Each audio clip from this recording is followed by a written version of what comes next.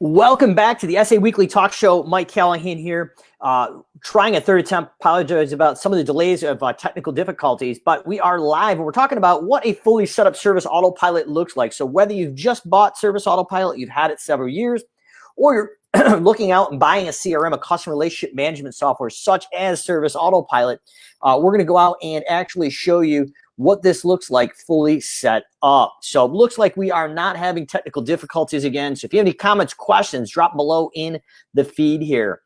So without any delay, I'm going to hop into this because we do have a bit of a time crunch to get this all in now with the delay we already experienced with the blue screen. But it looks like we are good. If you're watching live and you can hear me and things look okay, just make a comment in there to make sure we are okay. Quick announcement. Next week, we've got Tina Service of Made for Time running 2 locations in 2 different states for home cleaning, dropping some knowledge next week. The following week, we have Lisa Marino from the Service Autopilot marketing team and academy team. And then potentially in 3 weeks from now, we have Marcus Sheridan of They Ask You Answer, the keynote speaker of SA Thrive, potentially joining us on the SA Weekly Talk Show, giving us a little warm up before the big event. And once again, if you haven't bought your tickets to SA Thrive, the new virtual event this November, make sure you get your special price tickets while they still last. So what I'm going to do is go out and perfect. David says, you are okay this time. Perfect. So I am going to give this a go, David, get this in the stream, and we are in business. What could go wrong the third time on Facebook? So David, thanks again for the heads up, brother. So as we're looking at this screen here, I'm going to be talking about what a fully set up Service Autopilot looks like from lead acquisition all the way through billing and fulfillment. So the first thing we're looking at here is the estimate request. So whether you're using version 2 or version 3 of Service Autopilot, there are some key things that I recommend as a certified advisor and a 9-year plus user of Service Autopilot is we need to go into marketing forms and create a form. We're either going to use the hosted version or maybe the stripped version where your webmaster can go in and style that. But the idea is this is going to be on your website. A person can enter in their first name, last name, their service address, what services they're interested in, and they're going to be automatically entered in the Service Autopilot with no double entry, and it's going to alert someone in your office that they need an estimate. In addition, sounds obvious, but it's going to be tracking the sales source. They came from your website. So foundationally, we know how many leads came off your website and how many converted into an estimate. We can get some ROI in that SEO or maybe pay-per-click ads that you're putting in there. The next thing is on below that is if a client calls or a potential lead, we have a phone intake form or a process to get the client information into the system in a systematic, predictable way, whether it's someone in your office or a virtual assistant halfway around the world. So we're going to go in after we go through the high level. I'm actually going to open up live in a Service Autopilot test account and show you what this looks like fully implemented. In addition, we're going and answering that call. We're getting Mrs. Smith's first name, last name, service address, email, phone number. How did she hear about us? So what we've done foundationally from the beginning of the call here, whether it's the website or the office, is we know how many people came from each marketing source, Facebook ads, door hangers, whatever they are. And now we can run reports in the pre-canned SA reports and run these sales lead reports. So we'll know now, not emotionally, how many people came from each marketing source, how many people came from each customer referral, how many of those leads converted into a client. And then once we have some data, we'll be able to see what is our client acquisition cost per client, per marketing source, and eventually what is the client lifetime value. So some marketing sources are going to be defined winners and losers, or at least not as effective. So when we go out to build our marketing plan for 2021, that's a report that we need to be looking at if you've been tracking your sales sources. If not, now is the time to set up those sales sources and the ability to track those marketing campaigns so we can go out non-emotionally and build and scale our business based on the information that's sitting in Service Autopilot. Now, once we have the client in Service Autopilot, we need to go in and create an estimate. And a lot of people that go into a software such as Service Autopilot may be very advanced in estimating or may just be starting out. Well, the good news is what we figured out as a certified advisor of Service Autopilot is we can go in and set the system up, or you can set it up yourself to grow and scale based on your estimating skill level and comfort level. So in my opinion, there's 3 ways of estimating in any service business. The first one is one I don't recommend doing, but a lot of us do when we first start out. So that's when we go up to a yard or a home that we're going to clean and say, based on my market, I feel that the appropriate market price for this home is, say, maybe $45 to mow, blow, and edge the lawn. Or home cleaning, maybe it's $150 for a weekly cleaning. Now, obviously, that's not the way to estimate, but traditionally, when we first start out in business, that's the way it happens. The second step is guesstimating, I like to call it. So you're going up to the house, and based on your experience, you go and say, based on my experience, I think it's going to take X amount of time to do it. You multiply that by your hourly rate, and that's the price you charge. So if you went up to a yard and said, I think it's going to take me an hour to mow, blow, and edge this lawn, and my rate is $50 an hour, you would be charging $50 an hour. So you'd be walking up with something we call an on-site estimate form on your mobile phone in the Service Autopilot app and plugging in this data. Once you put the data in, I'm going to show you how that actually works, but it's going to calculate a price, a budget, a time, and a cost before profit. So we're taking the emotions out of it. Now, the third way of estimating is obviously the preferred way. It's production rate-based estimating. So if you already know how long it takes to mow, blow, and edge that lawn or clean that home based on the guys and girls on your team and the equipment that you're using, we can plug that in.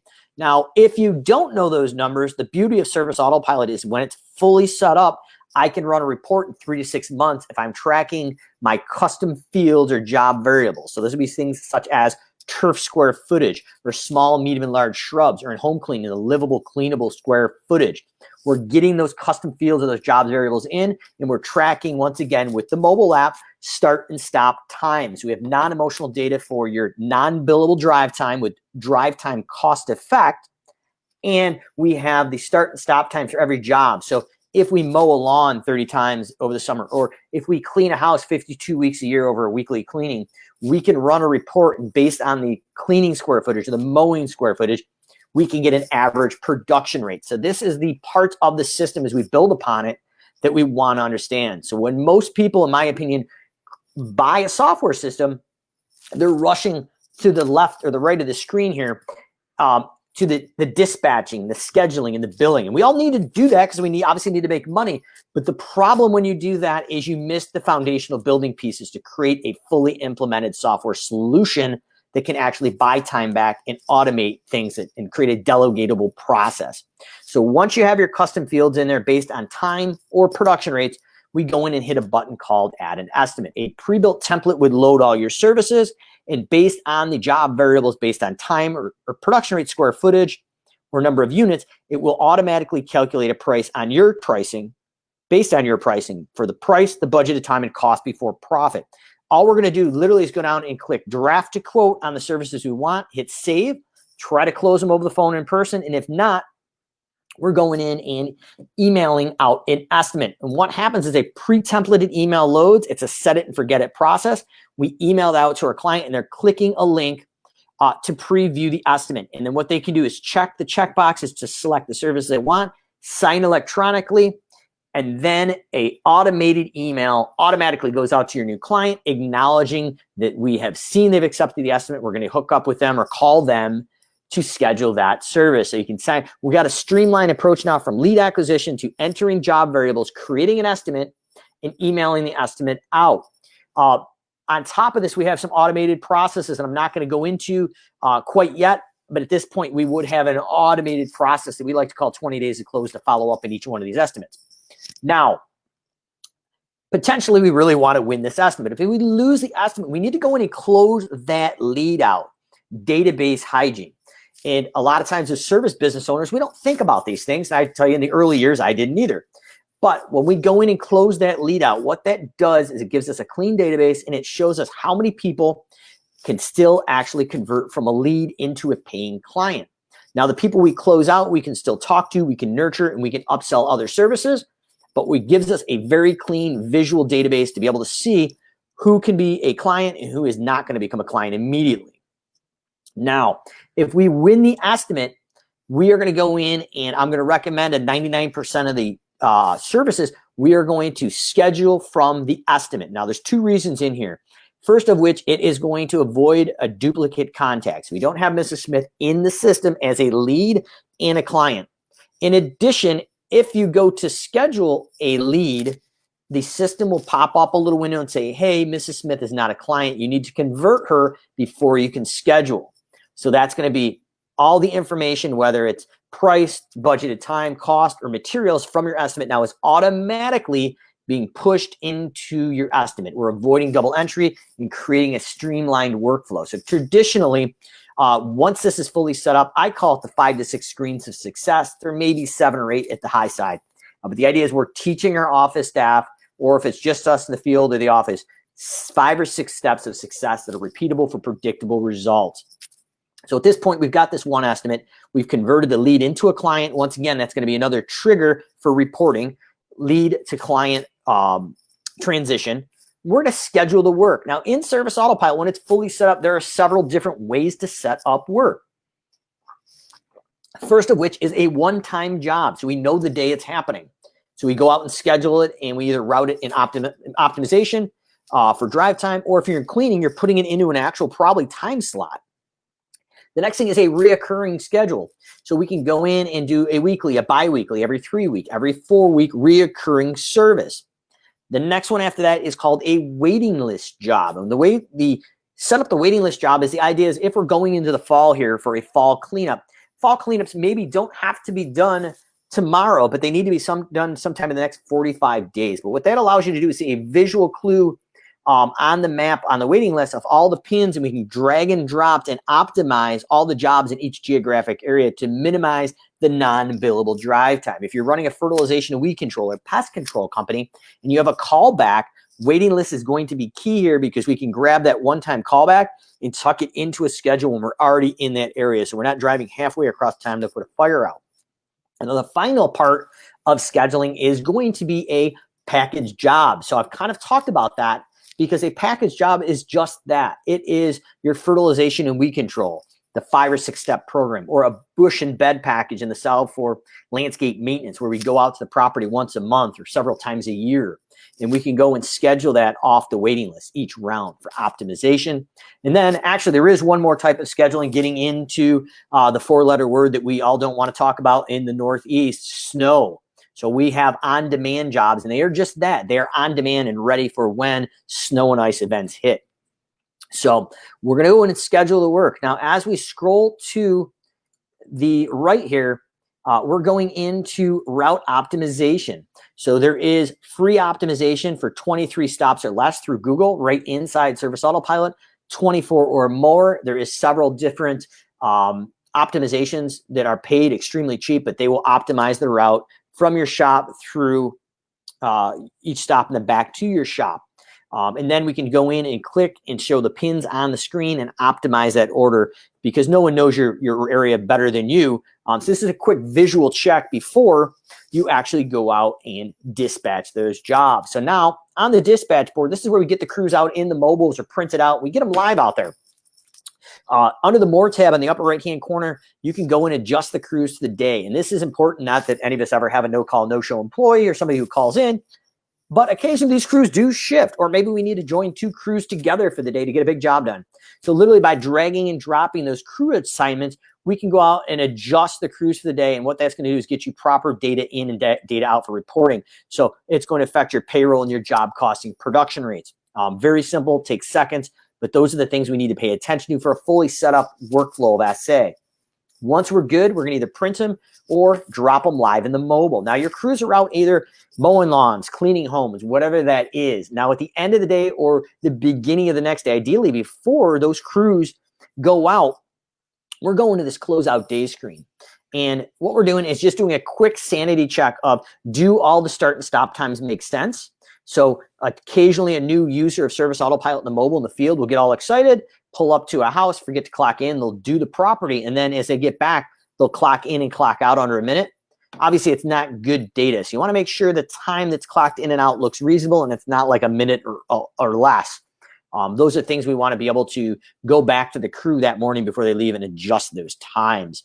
But the idea here is we're looking for start and stop times that make sense, a budgeted time, and a price. Believe it or not, a lot of times as a certified advisor, we'll go into service autopilot accounts when people are working with us, and we'll find a lot of times that people aren't billing out their jobs. So we need to make sure that's in there. And then the next thing we're doing is the closeout day screen. You can set up invoicing based on a default, so a daily, weekly, or monthly automated billing. So at the end of that period, it automatically generates that invoice. And now we're going to go out and invoice and collect. So I'm going to show you when we get into SA here in a minute how to actually override that billing default as well, based for a particular client. But we have a default that automatically generates those invoices. So if you're manually going into QuickBooks and creating invoices every month or each day, that's a time sink. This is going to automate it for you when it's fully set up. Now, invoices and collecting. Right now through Clarent, the credit card processing company of Service Autopilot that we use, you're able to go out and charge your credit cards in batch, literally in 3 clicks of a button. We can email those invoices in 3 clicks of a button, and we can print them out in 3 clicks of a button. So we can go out and take care of our billing systematically and efficiently each and every day, quickly, or at the end of each month. And we can figure out how to enter prepayments. We may touch on that today as well for the fully set up workflow. Other thing we want to touch on here is, even if we don't get to it in the next minute or two when I hop into SA, is we want to be able to go in and set installment contracts up. And under each installment contract, we're setting up the monthly billing and what services, and the bottom under adding line items of what services are included in that monthly install.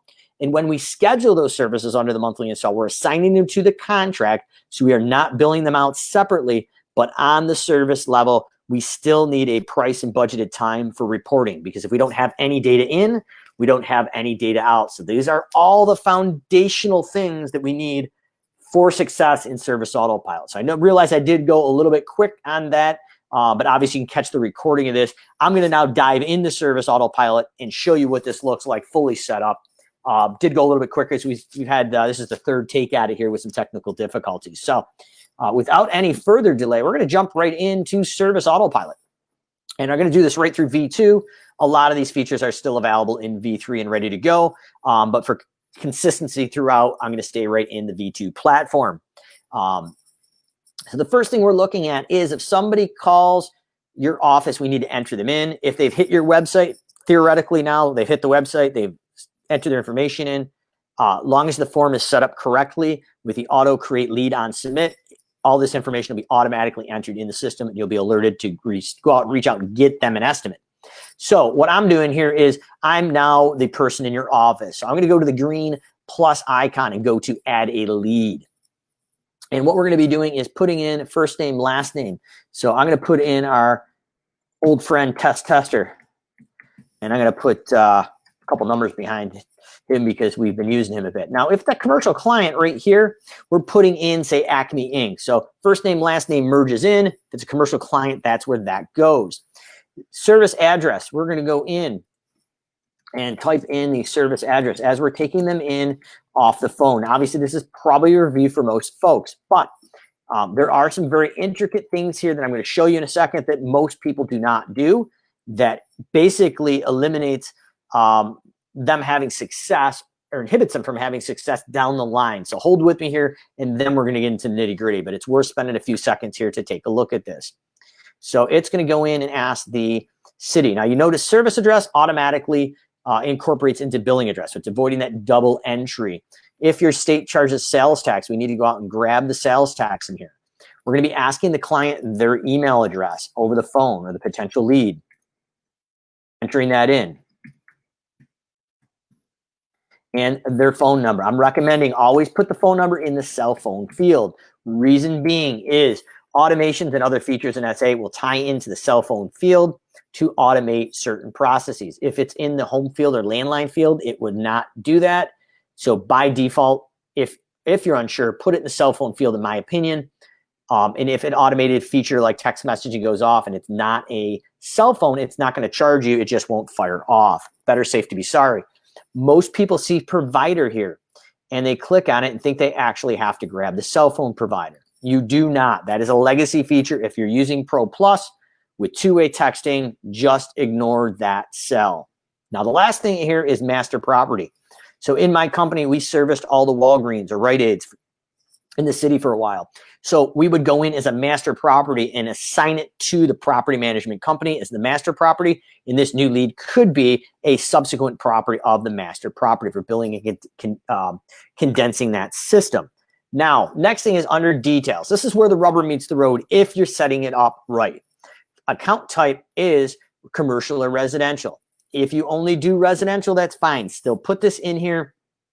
This will help for reporting and some other features of automation. So we're segmenting our database. Next thing is under sales. We want to go in and select the sales source. Let's say they heard about us from Angie's list, or they were referred from a client here. Now, if this was a real account, we'd have the name of leads and clients here, and you could attribute that lead referral to a specific person and eventually run a report on that. Now, that's the basic information that you need to do inside Service Autopilot before we get into the estimate process. While we're on this screen, I'm just going to hit on this quickly. When a lead becomes a client, this is the same tab under the Edit tab. So in billing, this right here is how we override the default billing. So this instance I'm in is set to monthly net 10, so billing monthly, and net terms 10. So let's say I wanted to do a due on receipt, and I wanted to bill them daily. We can override the billing for this one particular client or lead on this screen outside of the default of the setup the system when we set up the initial setup. So any comments, questions, drop them below here as we go. But now we have a lead. I'm going to go in and hit save. Obviously, this test account, if you've seen this, anything we've been doing, we've used this test account quite a bit. And what it's doing right now is creating a duplicate check. So the system is smart enough to know, hey, wait a minute, we've got some issues here. I'm going to go ahead and say it's okay because it's a duplicate, but I want to use it. But the system will do that. Now, your V3 form off the website, you can set criteria to check off first name, last name, email, address, several other variables to do dupe checking. Highly recommend that V3 form for your website because it is going to make sure you have duplicate checking and a clean database. Now, some visual clues if you're training your office on Service Autopilot for the first time. This long gray bar across the screen signifies it's a lead in the system. When there's 3 defined columns, it is a client. Other things you want to be looking at is under the magnifying glass. We have this avatar, little black avatar of the person here with an L. That is a lead. The avatar with no L is a client. If it is missing, it is a closed out lead. So once again, I talked about in the flow chart, when we lose an estimate and it's a lead, we close the lead out. So there'll be no avatar. And if it's a canceled client, it would be the same avatar right here of the person with a slash through it. These are visual clues to create a speedy, quick process through the system without having to dial into the contact record. So comments or questions, drop them below. So the next thing is lawn care wise, and I'll also give you a home cleaning example here if we have some time as well. Under the More tab, I'm going to go in and do property measurements. This is Maps Pro, or in V3, it's called Smart Maps. Highly recommend it. Used it in my business for pretty much the whole time we use Service Autopilot, and still do here. So what we're going to do is click into the Google image here and measure the actual property. I'm doing this obviously with some speed for less precision, but you get the idea. So we're going to measure our square foot area. And I'm going to recommend that you go in and label it. So this is our turf area. And I'm going to label this and actually color it. Hit choose. And I'm going to add another area. So you can add and subtract. So if we had a pool in the backyard, we can subtract and add areas or create a null value. So if this was a pool, a little crooked as it is, but nonetheless, we've got an area here that I can go in and subtract. So this plus icon up here, I can actually make this to 0 or negative. So it's subtracting the square footage of the pool. But if you have multiple areas like a landscape bed, a driveway, we can add and subtract or keep one value at 0. Now, we'd want to hit save. So every time I pull this client up now, I know visually what are the areas that we've quoted and what are the square footages. So turf area, I'm going to go down to custom fields. Now, you would never have this many custom fields, but this is obviously a test account. We've run a few through here, but I'm grabbing turf square footage and hitting save. So that is that custom job variable we talked about. So that's based on a production rate based estimating system. So you want to measure everything you can online, but what happens if you can't? So we've created this thing called an on-site estimate form. We pull this up on the mobile, but I'm going to pull it up on the screen to show you what it looks like. But the idea is you're walking around the property with your phone and you're putting in the variables into the phone, and then it's going to help generate an estimate. So the Auto Assist, the A here, is featured with Pro Plus. It's a shortcut tool that can be loaded in here. And basically, you can pull these forms up in your mobile. So the idea here is now that I'm walking around this property, I can't measure certain things on the satellite, but I need to get them for my estimate. So instead of walking around with a pen and paper, if I can't measure the lawn square footage, I put it in here. Maybe online there's a lot of trees. So what I'm going to do is go into mulch details. So what I've done is broken this down in 1, 2, or 3 inch depth increments. And if we want to go in and put 3 inches of mulch, if that's what the estimate bid requires, I'm going to go out and measure it and say, I've got 500 square feet of bed, mulch bed for square footages. So we use our production rate based estimating system. Say, how long will it take for a regular maintenance of weeding? And then mulch drive time. So how many trips do I need to go to the nursery to get 500 square feet worth of mulch? So I'm going to say 1 trip. So that's going to eventually calculate a price and budget of time to actually go get the equipment, the mulch, to cover that non-billable drive time. Now we're going to go into shrub pruning. So we could base it on minutes to prune and type that in and have it calculate. But what I've done is broken this down in large, medium, and small shrubs. So large shrubs are going to be between 6 feet and 10 feet. I'm going to say there's 5 of them as I'm walking around. Mediums are going to be between 6 feet and less. I'm sorry, be 3 feet and less than 6 feet. I'm going to say there's 8 of those, and then small shrubs are less than 3 feet. So I'm going to say we got 18 of those. And hedgerows with a ladder, so 10 linear foot sections. So if I've got 20 foot of hedgerow, both sides and the top, and it requires a ladder, I'm going to put 2 units in here, and hedgerow with no ladder. I don't have any of those, so I'm just going to leave that blank. The idea is we're walking around with our mobile, and we're inserting the data we need for the estimate. So shrub pruning property specific notes. A lot of times I'd be walking around with a pen. Maybe it's raining. I'd forget to put the notes in before I started using Service Autopilot. What we've done is created the on-site estimate form. You can make property-specific estimate notes that are going to merge automatically on the estimate so you don't forget. So I'm going to say does not include hedgerow on west lot line. Now, this is going to automatically merge into the notes on the estimate so I don't forget. Now, obviously, if it's going in there, you want to make sure there's no typos. And then if you're doing snow removal, you could also put the details around snow removal here. So I'm going to submit this. But the idea now is we've measured it online through Smart Maps or Maps Pro. We've gotten those custom fields of variables, or we've gone on site with our mobile and the on-site estimate form and plugged in the property specific data. So the next step is we need to go out and create an estimate. So we're going to scroll down here and hit add an estimate. Now, being condensed here, I didn't have time to actually go into the template. But what's going to happen is when we add the estimate, we have pre-built templates. So all our summer services are going to load and pull in the turf square footage, the number of shrubs, the square footage of the bed, and actually automatically calculate a price, a budgeted time, and a cost before profit. So that is what's going to happen here as this loads. So to kind of give you an idea, behind the scenes right here, traditionally, if this wasn't fully set up, you'd have to select the document. What we've done behind the scenes is already taken our estimate email. So it's the email that goes out to the client. We've connected it to an estimate document, and we've connected it to an acceptance email. So literally when we send this out, everything is connected, and we've minimized an extra 3 steps. So that's a fully set up Service Autopilot. So as we're going into templates. And I'm going to grab our 2019 lawn care leads from last year and pop this out. Now, what we're doing here is pulling this up. And when I pulled up the turf square footage, I probably grabbed the wrong custom field just because it was so many. But ideally, what would happen is that 7,800 square feet for the turf square footage would have automatically loaded. Now, for time's sake, I'm just going to plug it in there. But when you enter it in from the map, if you didn't have 50 custom fields like I did in this test account, you'd only have 1 turf square footage. It would load. But the idea is, based on that 7,800 square feet, fictitiously, we're charging $30 to mow, blow, and edge. It's going to take us 0.4 man hours and a cost before profit of $14.76. Now, what we've done in this account is we've created different postal codes or zones. So we're charging extra for that mobilization. So we've taken our 30 lawns and said, based on the average drive time, we need to cover X amount of minutes of drive time for non-billable overhead recovery. So if we went out to this postal code and I put the number 1, that's where we're at.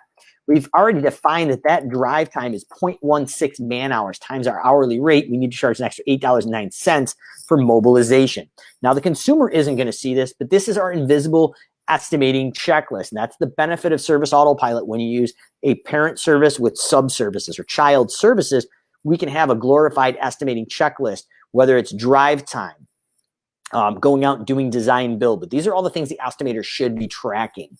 So all we do is go to draft to quote, and we have a live estimate. So all the consumer now is going to see is $38.09 for the lawn mowing. We know on-site and mobilization is 0.56 man hours, and it's costing us $20.67 if we hit our budgeted time in expense, and we've got a profit margin of 45.7%. Non-emotional estimating that can be delegated to anybody in your office.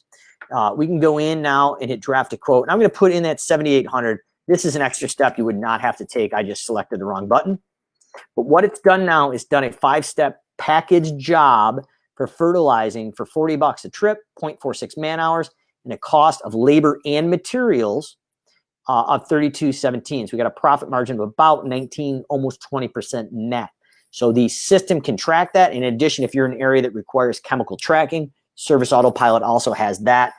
We used it in New York for several years, and if it works in New York, I will tell you, as far as DEC law, it probably works just about anywhere. So we've got that. As we're just finishing up in the hour here, I've got my shrub trimming. So my small, medium, and large shrubs came in. I'm going to add my drive time.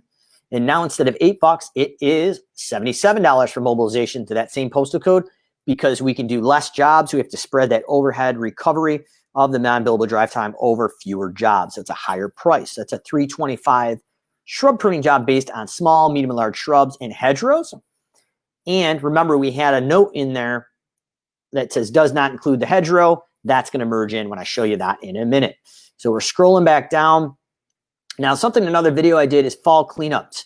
And I'm going to add this in here. So let's say we had that whole lot itself was 10,000 square feet. We could plug that in.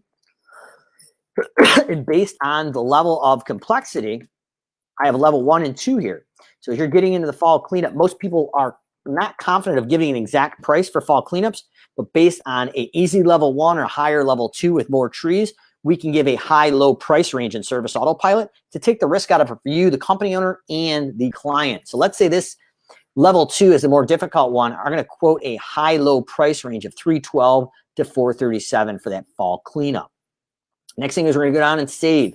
Theoretically, we're talking to the client right now, and we're trying to close this sale over the phone. But if we can't, what we are going to do is go in, hit email. That pre-templated email loads up, and I'm going to email this to myself and show you what the final product looks like. But as we walk through this is a set it and forget it here. Email, and we are going to go out and hit send.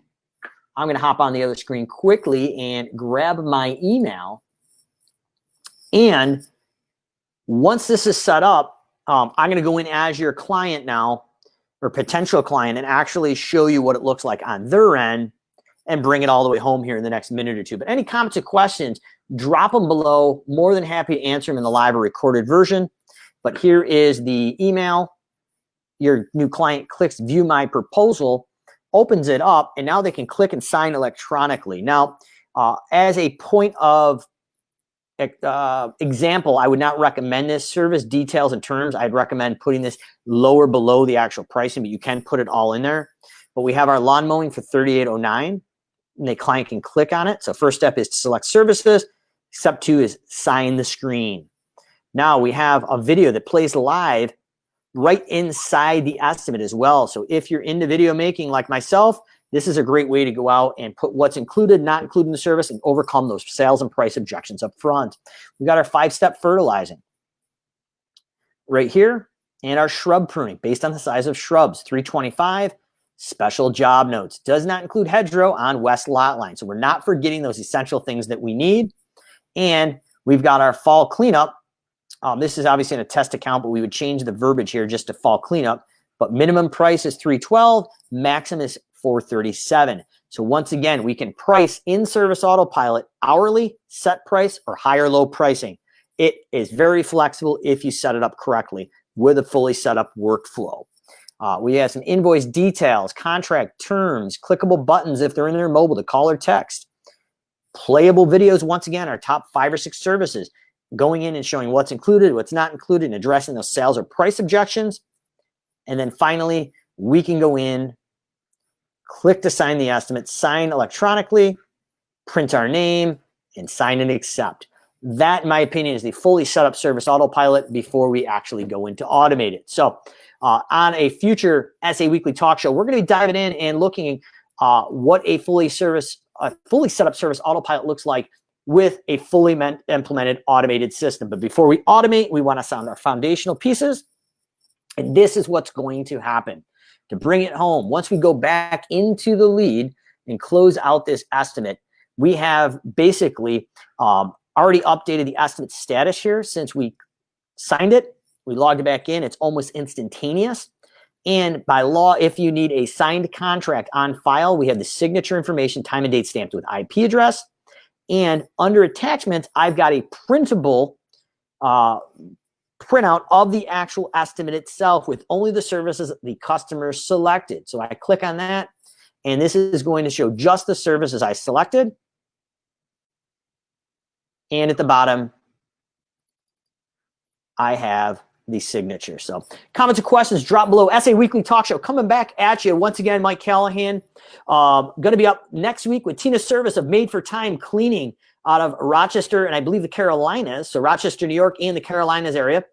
Maybe actually be Atlanta, Georgia, but Tina is running 2 multi-state cleaning companies. The following week, Lisa Marino of Service Autopilot. And then the third week, potentially Marcus Sheridan of They Ask You Answer and the keynote speaker of SA Thrive coming at you in November.